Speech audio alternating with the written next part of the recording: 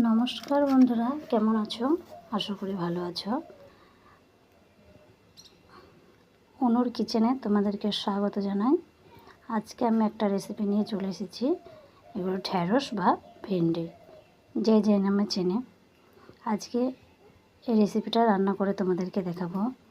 এমন করে একবার খেয়ে দেখবে, খেতে অসাধারণ লাগবে। আর পুরো ভিডিওটা দেখার জন্য অনুরোধ রইল।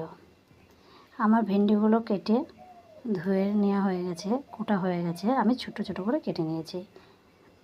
তোমরা চাইলে একটা গোটাও রাখতে পারো। তা আমি একটু দুফালি করে কেটে নিয়েছি। এরপর আমার কাটা হয়ে গেছে। এর মধ্যে আমি এখন কিছু মশলা অ্যাড করব। তোমরা দেখো বন্ধুরা।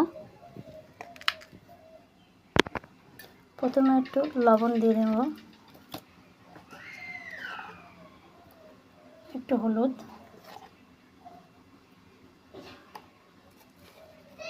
একটু সরষের তেল, সামান্য একটু বেসন। এই বেসনটা দিয়ে এবার আমি মাখিয়ে নেব। একটু ভালো করে মাখিয়ে নিয়ে আমি কড়াইতে তেল দিয়ে মুচমুচি করে ভেজে নেব। এরপর আমার কড়াই বসানো হয়ে গেছে। আমি কড়াইতে একটু তেল দিয়ে দিয়েছি। এবার আমি ঢ্যাঁড়সগুলো ভেজে নেব।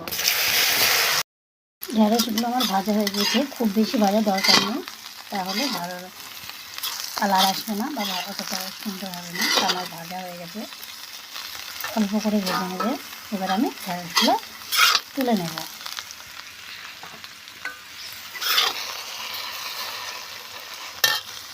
এরপর আমি মশলাটা